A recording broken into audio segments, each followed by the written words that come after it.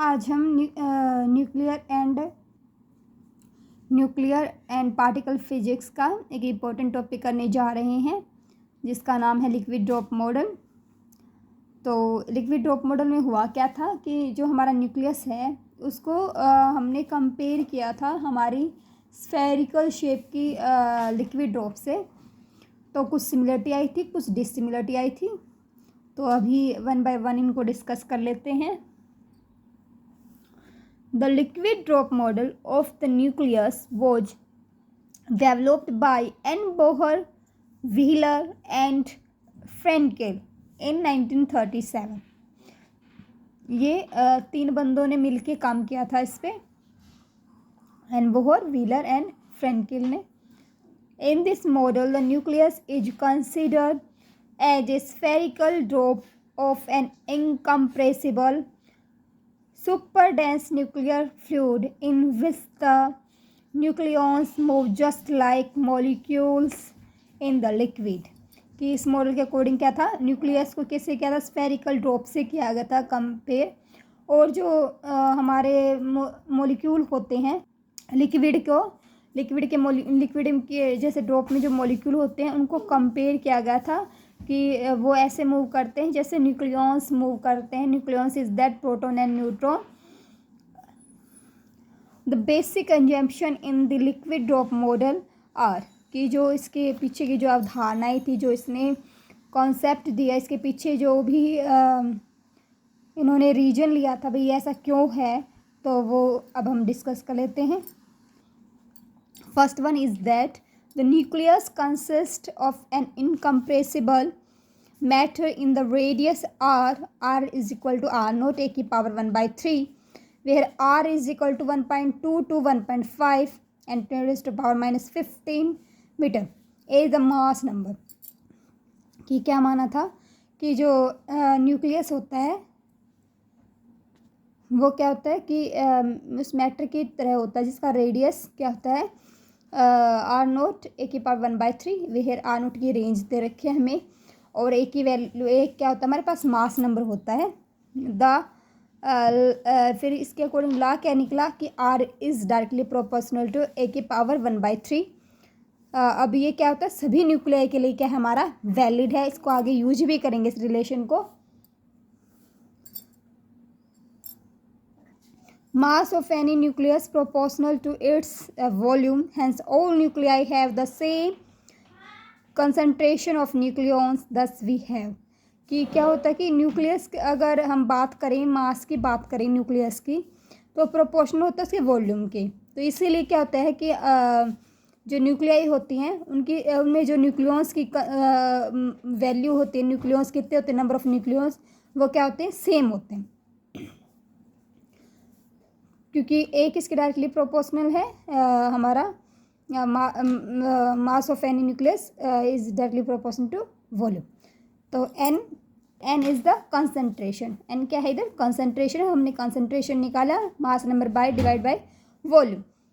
तो कंसंट्रेशन क्या रहती है सेम रहती है, क्योंकि ए भी सेम रहता है, वॉल्यूम भी सेम रहेगा, तो कंसंट्रेशन भी क्या होगी सभी न्यूक्लियाई के लिए सेम होगी। तो अभी हम आगे इनकी वैल्यू पुट कर देते हैं। N is equal to A, हमें पता है वॉल्यूम क्या था 4 pi into R cube by 3 and 4 into 3.14 हमने पाई की वैल्यू रख ली है। एंड आर की वैल्यू हमने क्या बताई थी, अभी हमने बताई थी R is equal to R nought into A की पावर 1/3। तो ये रिलेशन फिर यूज किया हमने, हाई रेंज ली है, आर नोट की वैल्यू ली है हमने 1.5 into 10 raised to power -15, cube था तो क्यूब लग जाएगा, और एक ए था, ए का भी क्या हो जाएगा इधर ए की हमें पता रिलेशन क्या था, ए की पावर 1/3 था, तो इधर क्यूब था तो क्या हो जाएगा 1/3 से 3 कैंसिल हो जाएगा, तो सिंपल ए बचेगा और ए से ए कैंसिल हो जाएगा, और फिर 1 को ये इसके डिवाइड में ले लेंगे, और जो वैल्यू बनेगी आफ्टर कैलकुलेशन वो थी N is equivalent to 10 raised to power 45 nucleons पर मीटर क्यूब। ये हमारे आगे कंसंट्रेशन, ये हर एक न्यूक्लियाई की नियर बाय सेम होती है कि इतने न्यूक्लियॉन्स होते हैं पर मीटर क्यूब में। ऑल थर्ड पॉइंट है हमारा, all nuclei have the same density. अब अभी तक हमने क्या किया था, कंसंट्रेशन की बात बताई थी कि कंसंट्रेशन सेम होती है। तो अभी हम क्या बात कर लेते हैं, अभी हम बात कर लेते हैं कि डेंसिटी भी क्या होती है, सेम होती है। और हमारा फर्स्ट पॉइंट क्या था कि हमने न्यूक्लियस को कंसीडर किया था कि एक मैटर की तरह जिसकी रेडियस आर थी। और अब थर्ड पॉइंट डिस्कस करने जा रहे हैं हम, जिसमें हमने दिखाना है कि डेंसिटी सेम होती है न्यूक्लियाई की। तो रो इज इक्वल टू क्या होता है, number of concentration into number of nucleus, mass of nucleus. तो अब हम बात कर लें concentration into mass of nucleus की मल्टीप्लाई करेंगे। हमारी एन की वैल्यू आई थी 10⁻⁴ एंड मास ऑफ न्यूक्लियस हम इधर वैल्यू रख देंगे 1.67 10⁻⁻27। हमने यहाँ क्या किया, मास ऑफ न्यूक्लियस मतलब न्यूट्रॉन, न्यूट्रॉन भी रख सकते हो, प्रोटॉन भी रख सकते हो, इधर इतना ही होता है नियर बाई 1.6 10⁻⁻27 kg पर मीटर क्यूब। ये मास ऑफ न्यूट्रॉन रख दिया हमने इधर। तो आपको पता है इसकी रिलेशन क्या था, न्यूक्लियस था और ये क्या था, केजी में है, पर मीटर क्यूब है। हमने कंसंट्रेशन और इसकी यूनिट को रख दिया है अभी। तो अभी क्या करेंगे, रो की value equivalent after the calculation बनेगी हमारी 10⁻17 kg पर मीटर क्यूब। तो ये भी क्या होती है, सभी न्यूक्लियाई के लिए सेम रहती है। आगे देखेंगे हम fourth point, there is some value of the mean distance between the nucleus as, कि हमने मीन डिस्टेंस ली है न्यूक्लियस के बीच में। वो देख लेते हैं कि जैसे अगर दो प्रोटॉन हैं या प्रोटॉन और एक न्यूट्रॉन है तो उनके बीच में मीन डिस्टेंस कितनी होती है। ये भी किसने दिया था, लिक्विड ड्रॉप मॉडल ने ऑप्शन दिया था, अवधारणा दी थी।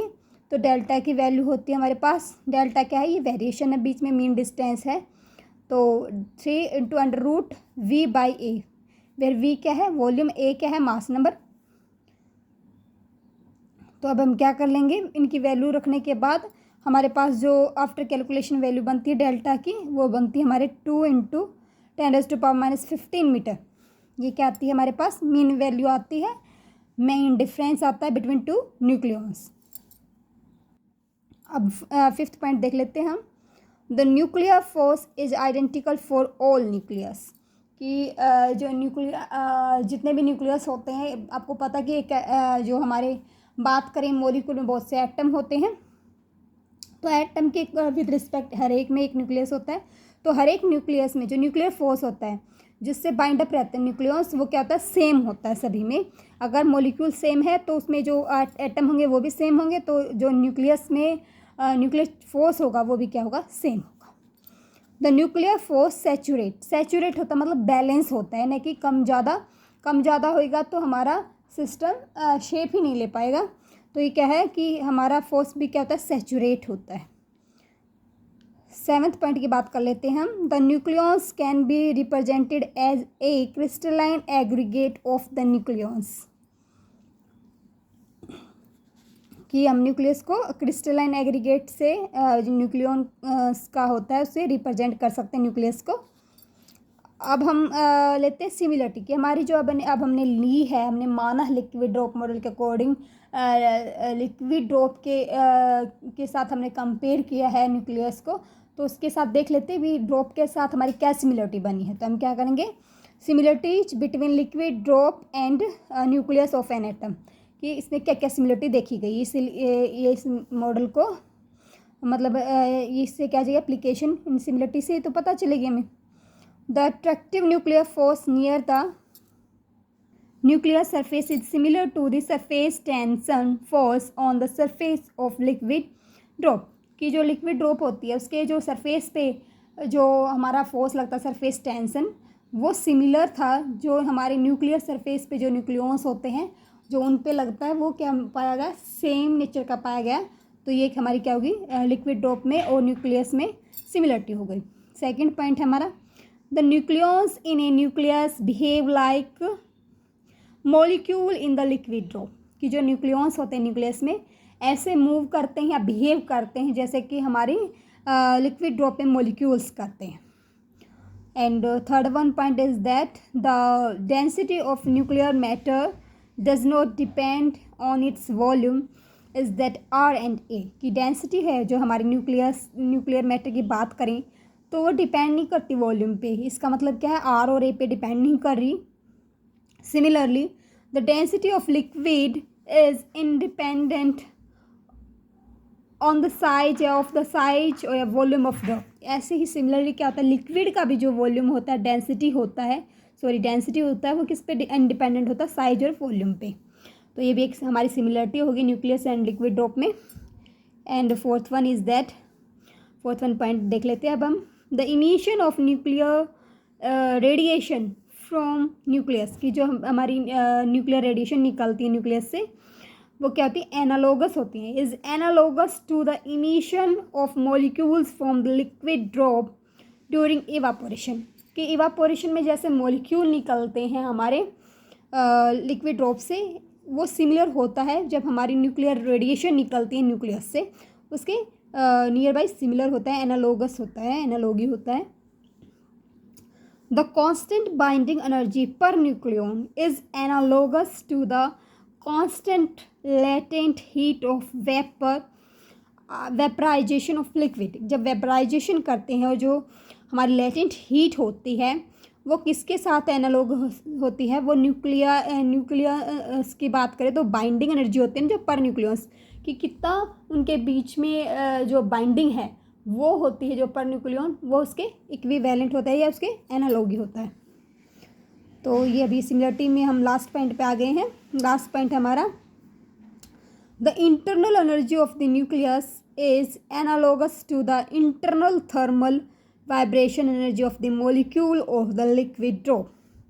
कि जो हमारी थर्मल वाइब्रेशन एनर्जी होती है लिक्विड ड्रॉप की, वो किसके साथ होती है, जो इंटरनल एनर्जी होती है न्यूक्लियस की, उसके साथ एनालॉगस होती है। तो ये अब तक हमने क्या किया, सिमिलरिटी की है। अब हम क्या कर लेते हैं, अब डिफरेंस करेंगे। अब हम तो difference between liquid drop and nucleus discuss कर लेते हैं अब हम कि डिफरेंस क्या है इन दोनों में। अभी तक हमने सिमिलरिटी की है।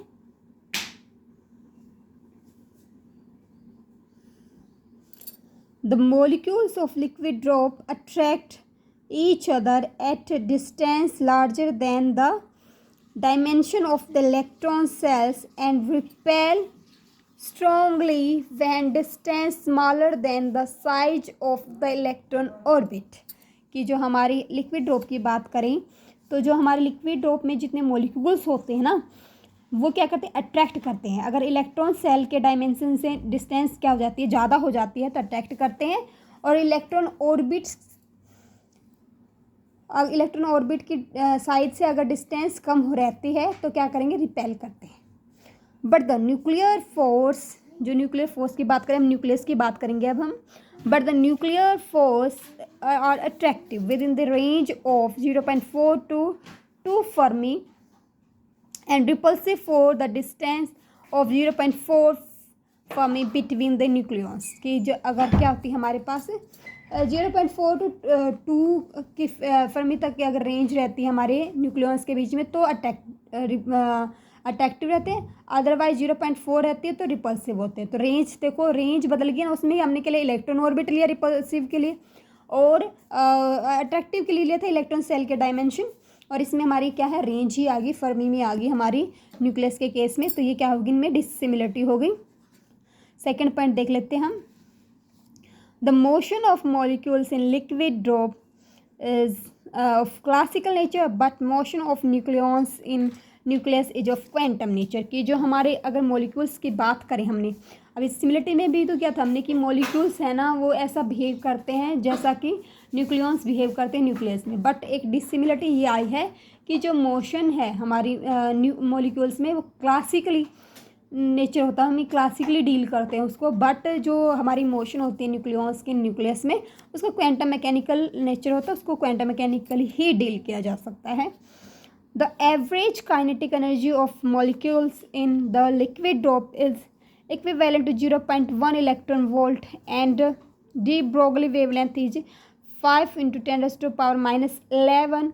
But in case of nucleus, the average kinetic energy of the nucleus equivalent to 10 mega electron volt and de Broglie wavelength is 6 × 10⁻⁻15 metre. कि आप देखें तो जो काइनेटिक एनर्जी है मॉलिक्यूल्स में लिक्विड के, अगर लिक्विड की बात करें तो वो कुछ ये थी 0.1 वोल्ट के इलेक्ट्रॉन वोल्ट की इक्विवेलेंट थी। बट अगर हम न्यूक्लियस की बात करें तो न्यूक्लियॉन्स में जो काइनेटिक एनर्जी है वो 10 मेगा इलेक्ट्रॉन की। देख सकते हैं आप कितना डिफरेंस है। तो ये भी एक डिसिमिलरिटी है। और डी ब्रोगली वेवलेंथ की बात करें तो ये भी देख सकते हैं दोनों डिफरेंट है। तो ये क्या आ गई हमारी लिक्विड ड्रॉप एंड जो हमारा हमने अभी तक किया न्यूक्लियस में वो क्या क्या डिसिमिलरिटी देखी। अब हमने एप्लीकेशन देख लेते हैं कि लिक्विड ड्रॉप मॉडल कहाँ कहाँ यूजफुल साबित हुआ। ये एडवांटेज आए तो भी आपको लिक्विड ड्रॉप मॉडल करना है, और यह एक्सप्लेनेशन आए तो भी आपने यही पॉइंट लिखना है। अगर ऐसा आ जाए कि explanation given by the liquid drop तो भी आपने एप्लीकेशन वाला पोर्शन ही डाल के आना है। The liquid drop model has been use to explain the undermentioned things. कि जो हमारी लिक्विड ड्रॉप मॉडल है उन्होंने नीचे दी गई सभी क्या किया है प्रोसेस को क्या किया है एक्सप्लेन किया है। उसको मतलब एक्सप्लेन करने में ये सहयोगी सिद्ध हुआ है। तो हम देख लेते हैं first point, it explain the closely space nuclear levels. की जो क्लोजली स्पेस न्यूक्लियर लेवल्स होते हैं उसके बारे में किसने बताया, लिक्विड ड्रॉप मॉडल ने एक्सप्लेन किया।